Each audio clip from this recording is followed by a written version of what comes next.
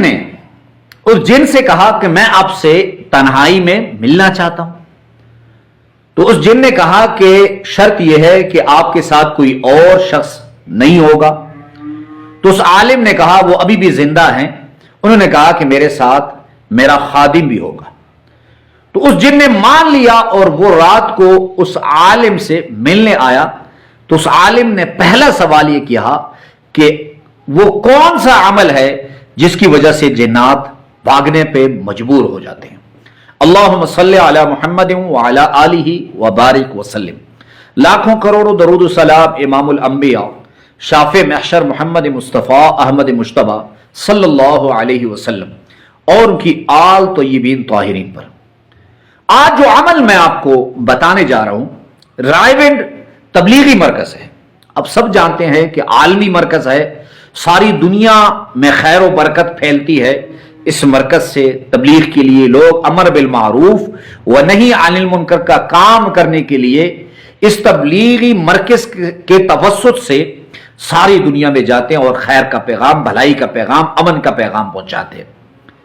تو عالمی جو شورا ہے اس شورا میں مولانا محمد احمد بٹلہ صاحب جو انڈیا کے ہیں, انہوں نے یہ واقعہ سنایا کہ انڈیا میں ہمارے ہاں ایک بہت بڑا مدرسہ ہے, حفظ کا مدرسہ ہے جہاں بچے پڑھتے ہیں. تو وہاں بچوں پر جو ہے وہ جنات کا سایہ بہت زیادہ بیٹھتا ہے, ان کی روحوں پر. بعد تھوڑے بچے پڑھتے ہیں, اس کے بعد اکثر بچوں پہ جنات کا سایہ آتا ہے, وہ تڑپنے لگتے ہیں اور 5 منٹ یا 10 منٹ بے ہوش ہو جاتے ہیں اور ان کے بعد پھر دوبارہ ان کو ہوش آتا ہے. تو کہتے ہیں ہم نے بہت بڑے عالم دین کو بلایا, ان سے کہا کہ بہت مسئلہ ہے, ہمیں آپ یہ مسئلہ حل کریں. تو مولانا احمد صاحب نے فرمایا کہ وہ اللہ والے بہت بڑے عالم دین آئے اور انہوں نے کہا کہ جس بچے پہ سب سے زیادہ جنات کا سایہ پڑتا ہے اس کو میرے پاس لے کر آئے. اس کو لایا گیا.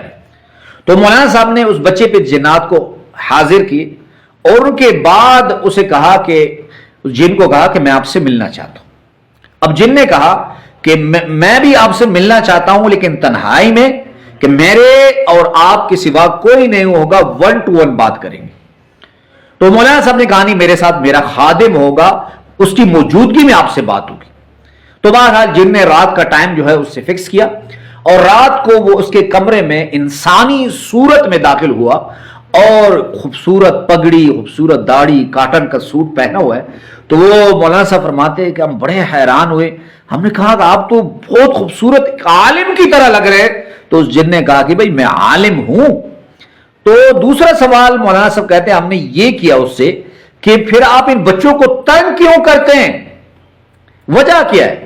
تو اس نے عجیب بات کہی کہ میں خود عالم ہوں اور اسی مدرسے میں انہی استاذوں سے میرے بچے بھی حفظ کر رہے ہیں.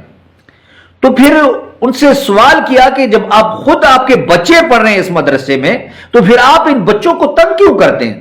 تو اس نے کہا کہ مجھے اتنی ان بچوں سے محبت ہے کہ میں بے ساختہ ان سے لپٹ جاتا ہوں اور خود پہ میرا جو ہے وہ قابو نہیں ہوتا. تو اب مولانا صاحب نے کہا کہ کوئی ایسا عمل ہے کہ جس کی وجہ سے آپ چاہتے ہوئے بھی بچوں کے پاس نہ آ سکے. تو اس جن نے کہا کہ فلانی کتاب بھی ایک عمل ہے, جو شخص اسے پڑھے گا جن اس کے قریب بھی نہیں آ سکے گا. تو اس نے کہا وہ کون سا عمل ہے؟ تو آسان سا عمل, بسم اللہ الذی لا الہ الا ہو. بسم اللہ الذی لا الہ الا ہو, صبح 7 مرتبہ, شام کو 7 مرتبہ. اور جنہیں جنات بہت زیادہ تنگ کرتے ہیں وہ دن رات اٹھتے بیٹھتے ٹائم ہے بسم اللہ الذی لا الہ الا ہو. کسی کے مکان میں جنات ہیں, بسم اللہ الذی لا الہ الا ہو. کسی کے بچے پہ جنات کے اثرات ہیں, بسم اللہ الذی لا الہ الا ہو. اس عمل کی آپ کو اجازت ہے, ایک مرتبہ کمنٹس باکس میں درود شریف صلی اللہ علیہ وآلہ وسلم لکھ لیں اور اس عمل کو دوسرے لوگوں تک شیئر کر دیں. اللہ ہم سب کا حامی و ناصر ہو. وآخر دعوانا الحمدللہ رب العالمین.